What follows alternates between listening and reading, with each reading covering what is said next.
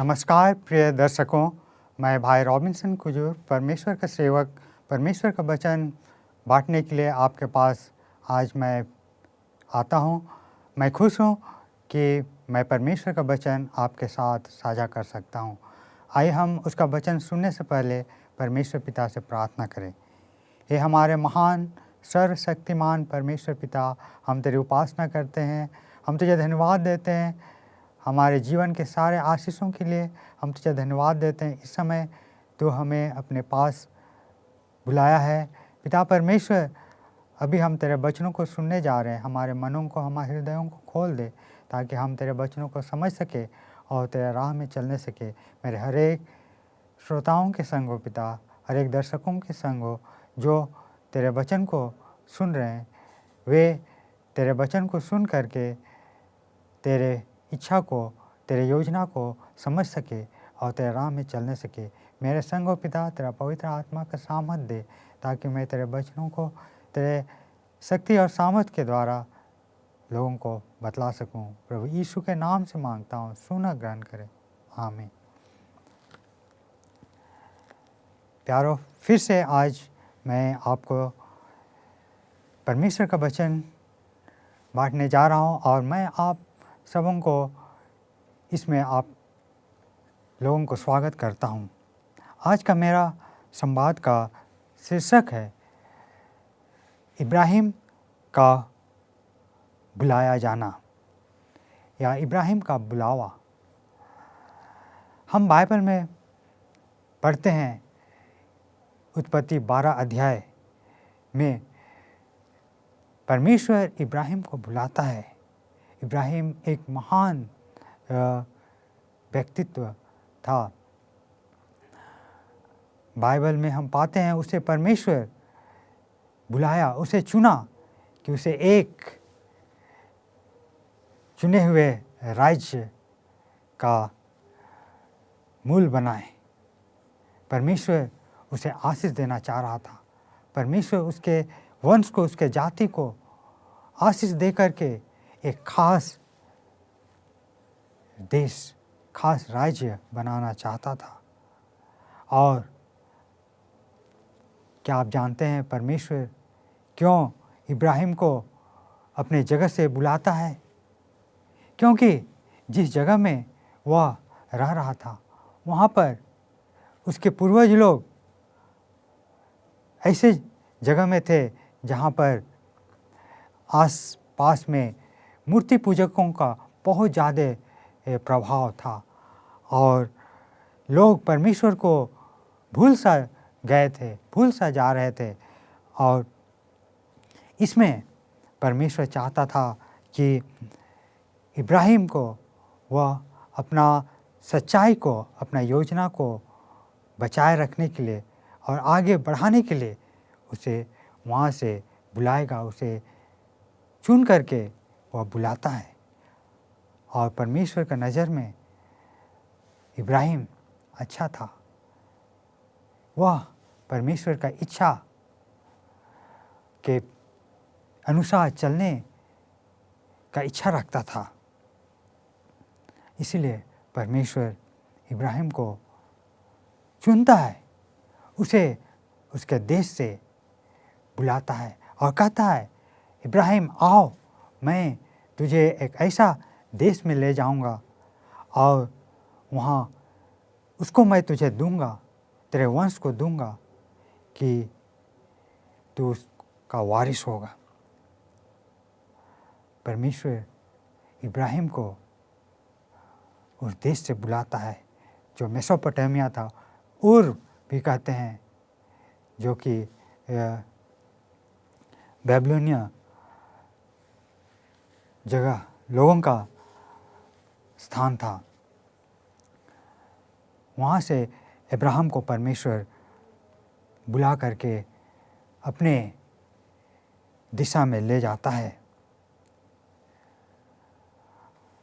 और हम पढ़ते हैं उत्पत्ति 12:1 में, यहोवा ने अब्राहम से कहा, अपने देश और अपने कुटुंबियों और अपने पिता के घर को छोड़कर उस देश में चला जा जो मैं तुझे दिखाऊंगा, और आगे कहता है, और मैं तुझसे एक बड़ी जाति बनाऊंगा और तुझे आशीष दूंगा और तेरा नाम महान करूंगा और तू आशीष का मूल होगा। जो तुझे आशीर्वाद दे उन्हें मैं आशीष दूंगा और जो तुझे कोसे उसे मैं शाप दूंगा और भूमंडल के सारे कुल तेरे द्वारा आशीष पाएंगे। यह बहुत बड़ा प्रतिज्ञा अब्राहम को परमेश्वर दे रहा था। यदि आपको और मुझे इस तरह का परमेश्वर बुलावा देता, प्रतिज्ञा देता, तो क्या हम उसमें जाने के लिए तैयार रहते? हम नहीं कर सकते हैं। परंतु अब्राहम को हम पाते हैं, बाइबल में पढ़ते हैं कि वह परमेश्वर पर भरोसे किया और निकल पड़ा। सब कुछ छोड़ करके निकलने के लिए वह तैयार था। वह आसान नहीं था प्रियो। और आज भी अगर हमें ऐसा कहा जाए तो हम लोग में से कितने को हैं वह तुरंत नहीं करेंगे, बहुत बार सोचेंगे। लेकिन धन्य है वे जो परमेश्वर में भरोसा करते हैं और बिना संदेह के, बिना किसी तरह का चिंता का परमेश्वर के पीछे चलते हैं, परमेश्वर पर भरोसा करके चलते हैं। जैसे मैंने कहा पहले कि अब्राहम को उस देश से निकल के आना था, बेबीलोनिया देश से, मेसोपोटामिया से निकल करके आना था, जहाँ पर कि लोग परमेश्वर को भूल ही जा रहे थे, मूर्ति पूजा के पीछे जा रहे थे। वहाँ पर अब्राहम और उसके पूर्वजों का बहुत धन दौलत होगा, लेकिन अब्राहम को जो भी कि उसे छोड़ करके चलना कठिन था होगा, आसान नहीं था, परंतु वह परमेश्वर पर भरोसा करता है और वहाँ से निकल जाता है। हाँ प्यारो, उसके लिए यह एक नया बात था और नया शुरुआत था। उसके लिए एक नई बात थी, क्योंकि परमेश्वर उसके पास आया, उससे बातें किया और कहा कि मैं तुझे निकाल करके ऐसे देश में ले जाऊंगा जो तेरा और तेरा वंश का होगा और तुझे बहुत आशीष दूंगा। और परमेश्वर उसको इसलिए नहीं कहा कि वह कोई भी ऐसा व्यक्ति था, लेकिन परमेश्वर उसे चुन करके उसे कहा। वह देखता था कि अब्राहम उसके पीछे चल सकता है या उस पर भरोसा कर सकता है, उसका आज्ञा वह मानने वाला व्यक्ति है। परमेश्वर उसमें इस तरह देखा और उसमें वह अपना सच्चाई प्रकट करने चाहता था और अपना योजना, उद्धार का योजना जो पूरे जाति के लिए होगा, पूरे मनुष्य जाति के लिए होगा, अब्राहम के बाद आने वाले वंशों, आने वाली पीढ़ियों के लिए वह अब्राहम के द्वारा करना चाहता था। अब्राहम को वह मूल बनाना चाह रहा था और अब्राहम उसको स्वीकार किया और यहोवा के पीछे वह चल दिया। वह परमेश्वर के पीछे चलने के लिए तैयार था और वह परमेश्वर के पीछे चल दिया।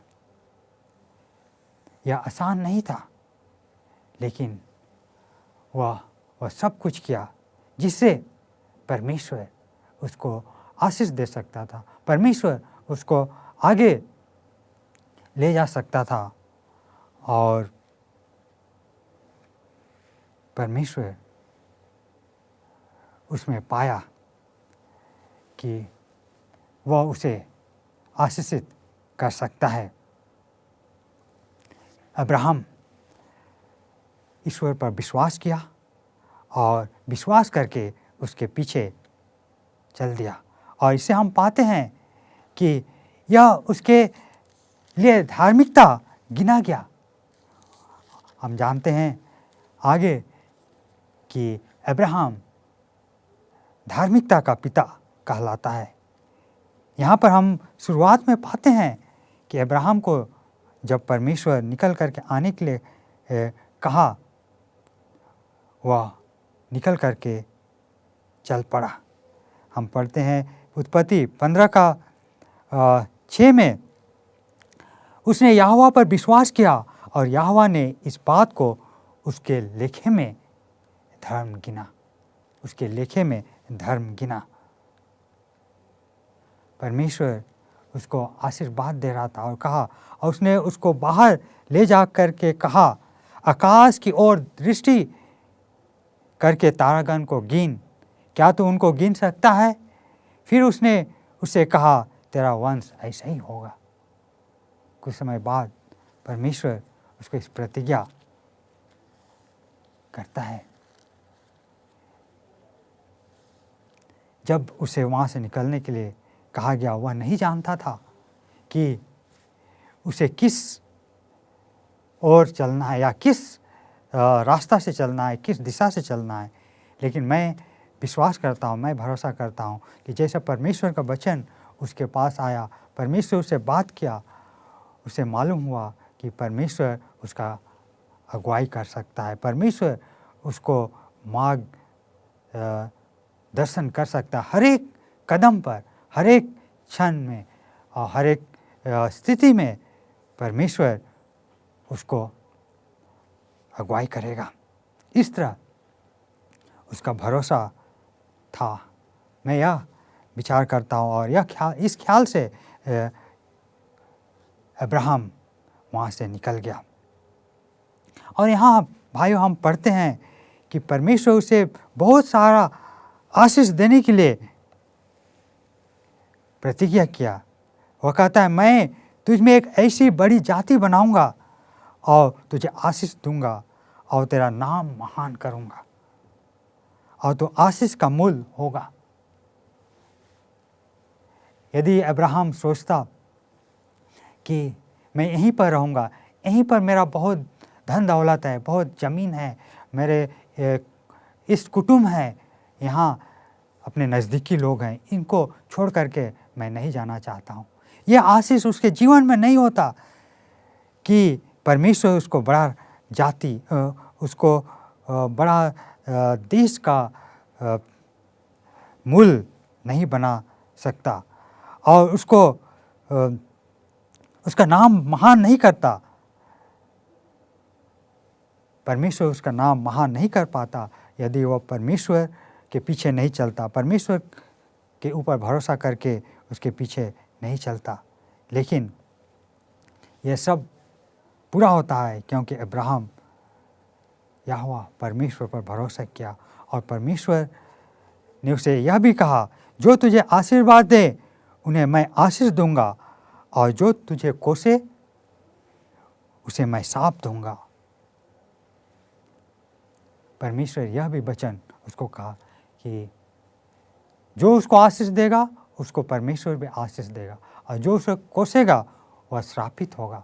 परमेश्वर उसके साथ रहेंगे। यह प्रतिज्ञा अब्राहम के साथ था।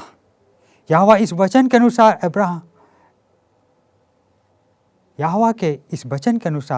अब्राहम वहाँ से चल पड़ा और उसके संग लूत भी चला, जो उसका भतीजा था, और उसकी स्त्री, उसकी पत्नी साराई,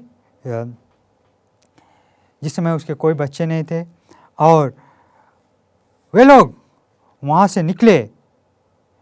और जब अब्राहम हरान देश से निकला उस समय वह 75 वर्ष का था। इस प्रकार अब्राहम अपनी पत्नी साराई और अपने भतीजे लूत और उसके जो कुछ धन वहाँ पर इकट्ठे किए थे और जो प्राणी, जो दास दासी उसके संग थे, उन लोगों को वह लेकर के वहाँ से निकल गया। वह कनान देश जाने के लिए वह निकल गया, यही भरोसा में कि परमेश्वर उसका अगुवाई करेंगे। और उस देश के बीच से जाते हुए अब्राहम शकेम में, जहाँ मोरे का बांज वृक्ष है, वहाँ पहुँचा। और उस समय उस देश में कनानी लोग रहते थे। और तब यहोवा ने अब्राहम को दर्शन देकर कहा, यह देश मैं तेरे वंश को दूंगा। और उसने वहाँ यहोवा के लिए, जिसने उसे दर्शन दिया था, एक वेदी बनाई। फिर वहाँ से आगे बढ़कर वह उस पहाड़ पर आया जो बेथेल के पूर्व की ओर है, और अपना तंबू उस स्थान में खड़ा किया जिसके पश्चिम की ओर तो बेथेल और पूर्व की ओर आई है। हम देखते हैं भाइयों, अब्राहम जब हरान से निकल करके आया और वह सिक्किम में ठहरा और परमेश्वर का दर्शन वहाँ उसे मिला, वहाँ पर वह वेदी बनाता है और परमेश्वर के लिए बलिदान चढ़ाता है, परमेश्वर का उपासना करता है।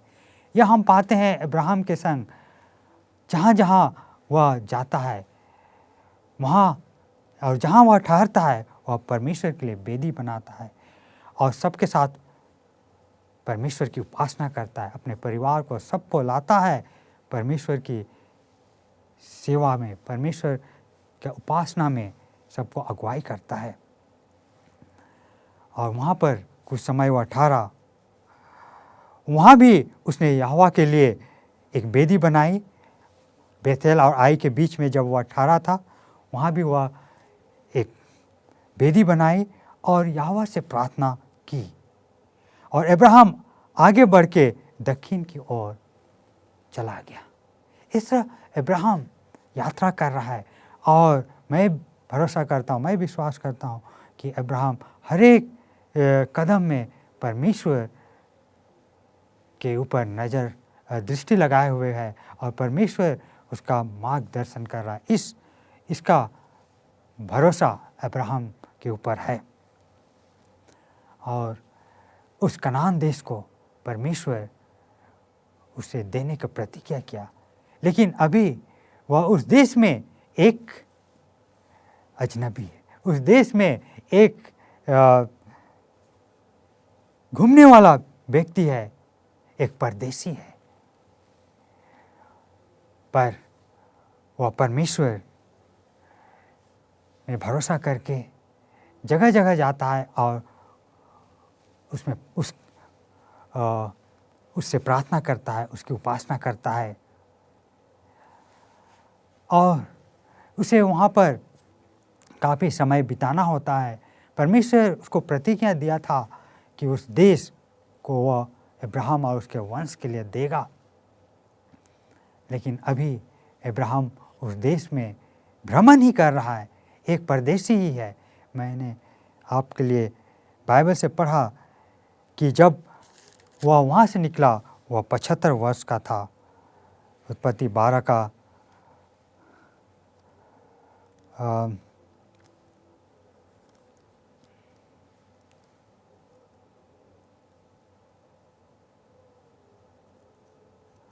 4 पद में कहता है। और वहाँ पर करीब 10-15 साल वहाँ बिताता है और उसके बीच में बहुत सारे घटनाएं होती है। यह उसका शुरुआत का घटना होता है। वहाँ पर वह काफ़ी समय तक रहेगा, फिर उसका वंश आगे बढ़ता है और परमेश्वर उन लोगों को भी प्रतिज्ञा देता है, आशीष का प्रतिज्ञा, और उन्हें कनान देश देने का प्रतिज्ञा करता है। हम देखते हैं जब वह उस देश में भ्रमण ही कर रहा था, उसके साथ कई चुनौतियाँ आती है, कई घटना घटती है। इसमें वह किस तरह व्यवहार करता है, किस तरह उसमें आगे बढ़ता है, आइए हम उसे देखें। बाइबल में इसे हम पढ़ें। जब वह मिस्र देश में, जब वह उस कनान देश में ही था, वहाँ अकाल पड़ती है और उसे मिस्र देश जाना पड़ता है उस समय। और जब अब्राहम मिस्र देश को गया, वहाँ उसे लगा कि वो अपना बचाव कैसे करेगा। उसे डर था कि लोग इस परदेशी को जो देखेंगे और देखेंगे उसके साथ उसकी पत्नी सारा को, जो कि बहुत सुंदर थी, लोग हो सके अब्राहम को मार डालेंगे और उसकी पत्नी को ले लेंगे। इस तरह का उसका भय था।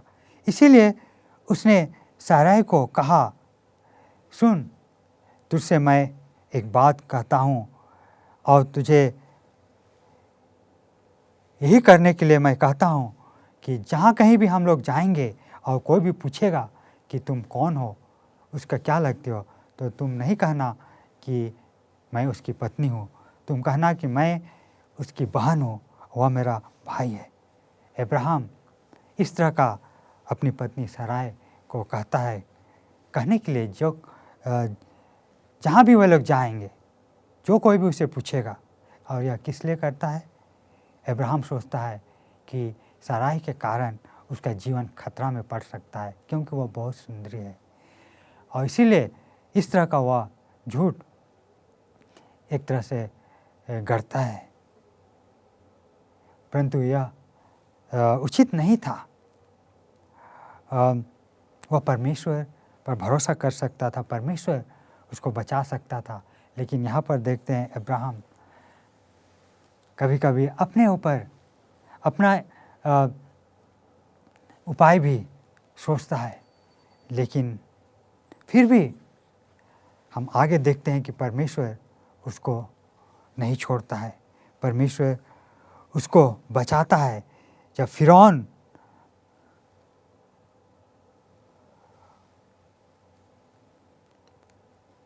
वहाँ ले जाता है, फिरौन साराई को ले जाता है अपना महल में और चाहता है उसको अपना रानी बनाने, लेकिन उससे पहले परमेश्वर से उसको सौंपन मिलता है और फिरौन अब्राहम से कहता है, तुम क्यों मुझसे कहा कि साराई मेरी बहन है, वह तो तेरी स्त्री है।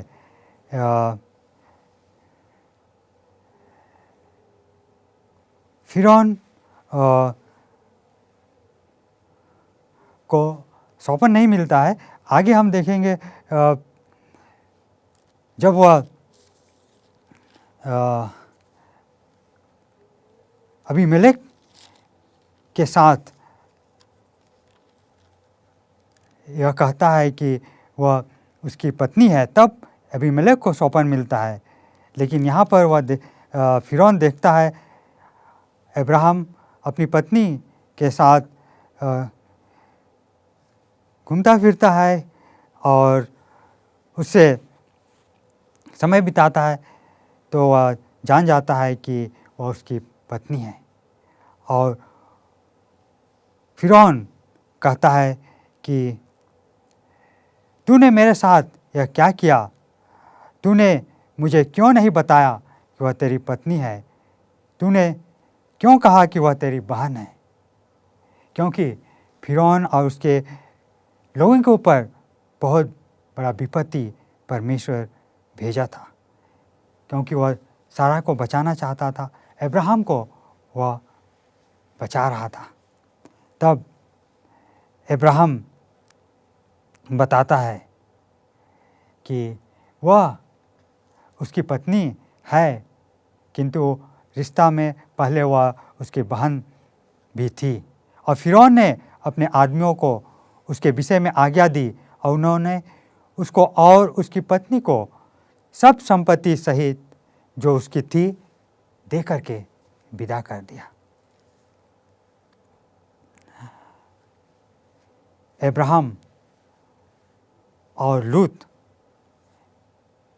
एक समय एक साथ थे, लेकिन अब्राहम और लूत समय आता है उन्हें एक साथ रहने के लिए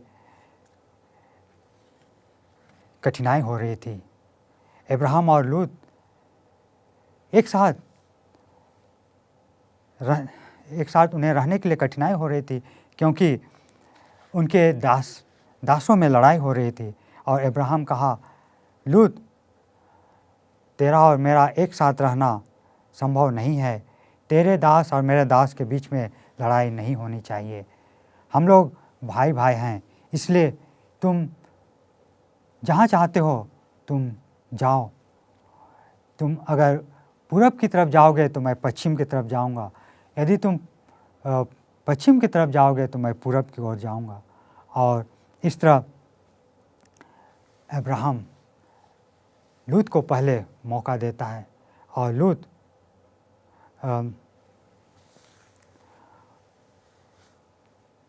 चुनता है। वह जर्दन की तरफ देखता है कि वह पूरब की तरफ देखता है, वह बहुत ही हरियाली उपजाऊ जगह था, और लूत उस तरफ जाता है। तब अब्राहम दूसरा तरफ जाता है। अब्राहम और उसके दास दासी दूसरे तरफ जाते हैं और वहाँ रहते हैं। फिर परमेश्वर उसे मिलता है और कहता है, अब्राहम, तुम चिंता नहीं करो, मैं तुम्हें बहुत आशीष दूंगा और तेरे वंश को इस कनान देश को युग युग के लिए दूंगा। परमेश्वर हर वक्त उसको उत्साहित करता है और उसके साथ रहता है। अब्राहम का साथ परमेश्वर कभी नहीं छोड़ा। फिर हम क्या पाते हैं कि अब्राहम चला जाता है वहाँ से, और परमेश्वर उसे कहता है, तुझे मैं बहुत बड़ा बनाऊंगा, लेकिन उससे पहले मैं चाहता हूँ कि तू अपने बेटे को मेरे लिए बलिदान कर। अकेला बेटा जो परमेश्वर उसे दिया था, इसहाक, उसको परमेश्वर बलिदान करने के लिए कहता है। और यह कठिन था, यह आसान नहीं था, यह बहुत ही बड़ा कठिनाई थी, बड़ा चुनौती थी, लेकिन अब्राहम उसको भी करता है। अपना इकलौता बेटा इसहाक को वह बलिदान करने के लिए मोरिया पर्वत में ले जाता है, जहाँ परमेश्वर उसे दिखाता है। और जब इसहाक पूछता है, हमने तो चाकू और लकड़ी लाया है पिताजी, किंतु हमारे पास मेमना नहीं है, कौन सा मेमना को हम बलिदान करेंगे? तो इसहाक को जवाब देता है, अब्राहम जवाब देता है, परमेश्वर खुद मेमना का व्यवस्था करेगा। और परमेश्वर ने खुद मेमना का व्यवस्था किया। झाड़ी से एक मेढ़ को परमेश्वर दिखाया, वहाँ से परमेश्वर अब्राहम को कहा, उसे ले जा और उसे बलिदान कर। परमेश्वर अब्राहम को उस मेढ़ को बलिदान करने के लिए कहा। जब अब्राहम अपना पुत्र इसहाक को बलिदान करने के लिए तैयार था और उसे उस पर लेटा दिया और चाकू उठाया उसे मारने के लिए, लेकिन परमेश्वर का वचन आया, अब्राहम अब्राहम रुक जाओ। और परमेश्वर उसे बचा लिया। अब्राहम विश्वास करता था कि परमेश्वर उसे मरने के बाद भी जिला सकता है। इस तरह का विश्वास अब्राहम में था, और सचमुच में परमेश्वर उसे मृत्यु में से एक तरह से हम कहेंगे तो जिला करके लाया। यह हम पढ़ते हैं इब्रानियों की पुस्तक में। और परमेश्वर उसे उस देश देने के लिए जो उसने रचा था, उसका प्रतिज्ञा उसके साथ था।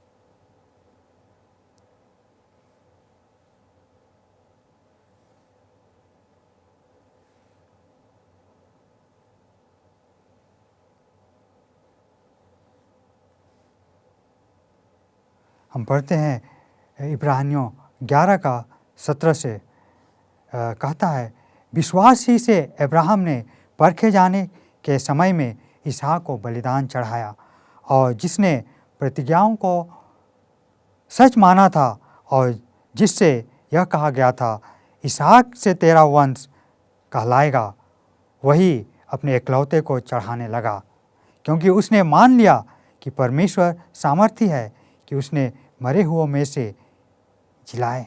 अतः उन्हीं में से दृष्टांत की रीति पर वह उसे फिर मिला। विश्वास ही से इसहाक ने याकूब और एसाव को आने वाली बातों के समय में आशीष दी। आगे हम पढ़ते हैं, पर यहाँ पर हम पढ़ते हैं और पाते हैं कि अब्राहम विश्वास ही के कारण इसहाक को बलिदान किया, और विश्वास ही के कारण इसहाक को वह वापस पाया। दृष्टांत की रीति से वह उसे फिर वापस मिला, उसे नया मिला, और वह नया जीवन शुरुआत कर सकता था।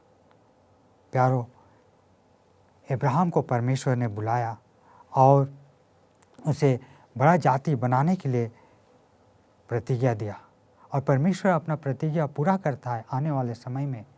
लेकिन उसको ज़रूरी था कि वह परमेश्वर के पीछे चले, परमेश्वर पर भरोसा करके, विश्वास करके उसके पीछे चले। आज हम में से कितने कोई उसमें भरोसा करके चलने के लिए तैयार हैं? हमें परमेश्वर कभी कभी अपने इस कुटुंबों को छोड़ करके निकलने के लिए कहता है कि हम उसके सच्चाई को पकड़े, उसके धार्मिकता के रास्ता को पकड़े, कि वह हमें उन्नति दे, वह हमें आशीष दे और हमें अनंत जीवन दे। क्या एक बार हम लोग इस दुनिया के धन दौलत को देखते हैं, उसमें हम लोग इतने मिले रहते हैं कि हम उसे छोड़ना नहीं चाहते हैं। जब परमेश्वर हमें उससे उत्तम चीज़, हमें अनंत जीवन और नई पृथ्वी का वारिस बनाना चाहता है, हम लोग कितना कोई उसको अपनाना चाहते हैं। यदि हम परमेश्वर पर भरोसा रखें, उसके पीछे चले, उसमें विश्वास करके उसके पीछे चलेंगे, तो परमेश्वर हमें भी नई पृथ्वी और अनंत राज का वारिस बनाएगा और हमें अनंत जीवन का आशीष देगा, और बहुतायत से हमें आशीष देकर बहुत ही खुशी से भर देगा और बहुत आशीषित करेगा। परमेश्वर हम सबों को आशीष देवे। आइए हम प्रार्थना करें। हे हमारे महान सर्वशक्तिमान दयालु पिता परमेश्वर, हम तेरे पास आते हैं, हम तुझसे प्रार्थना करते हैं पिता, तो हम सबों के संग हो, हम अब्राहम के संग और उसके जैसा तेरे पीछे आने वाले होने सके, तुझ पर भरोसा करने वाले होने सके, कि तू हमें आशीष देगा और हमें तेरा रास्ता में चलाएगा और हमें स्वर्गीय कनान ले जाएगा, कि हम अनंत जीवन पाए और स्वर्गीय कनान के वारिस हों। हम तुझ में भरोसा करते हैं पिता, हमारे पापों को तो क्षमा कर, हम सबों को तेरे पास ला और हम सबों को तेरे स्वर्गीय कनान देश का, राज्य का हमें वारिस बना। प्रभु यीशु मसीह के नाम से मांगता हूँ, सुन और ग्रहण करिए। आमीन।